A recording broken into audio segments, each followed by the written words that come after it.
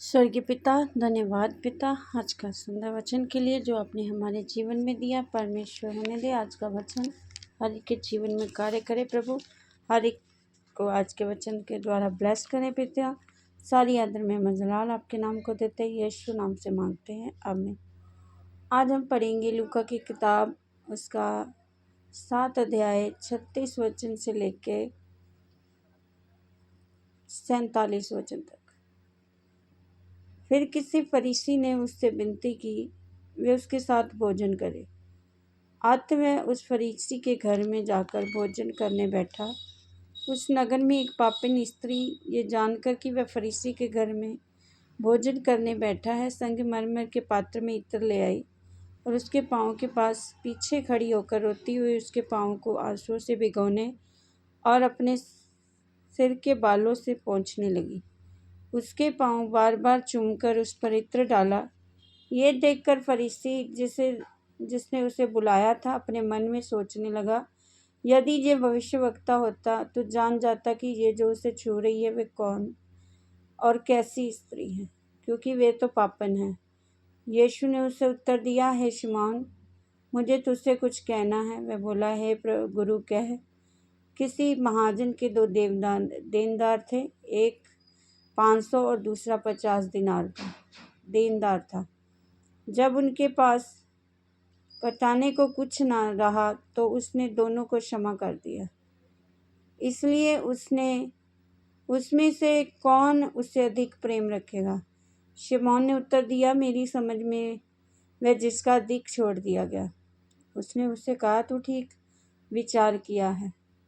और उस स्त्री की ओर फिरकर उसने शिमोन से कहा, क्या तू इस स्त्री को देखता है? मैं तेरे घर में आया परंतु तूने मेरे पाँव धोने के लिए पानी नहीं दिया, पर इसने मेरे पाँव को आंसुओं से भिगोया और अपने बालों से पोंछा।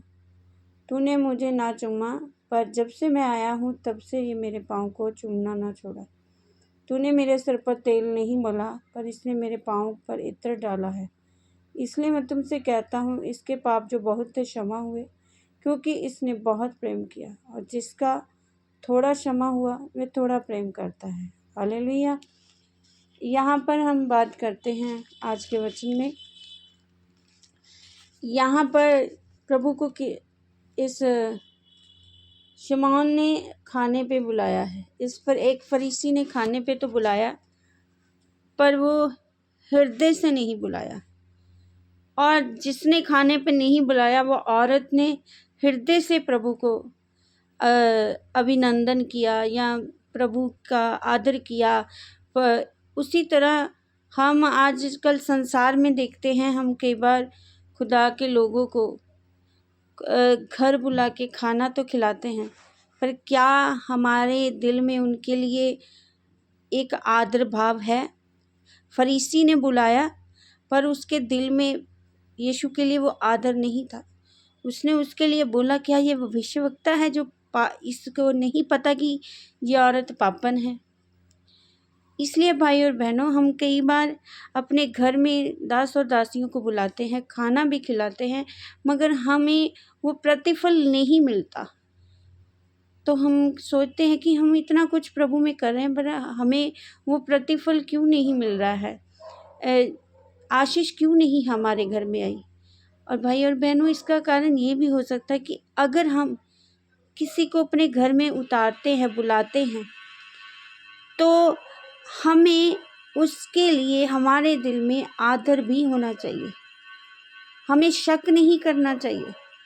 अगर हम दिल से आदर देते हैं प्रभु को, क्योंकि हम प्रभु के दास को नहीं, एक तरह से प्रभु को खाने पे बुलाते हैं। अगर हमने बुलाया है तो हम दिल से आदर करें, ताकि प्रभु हमें ब्लेस करे।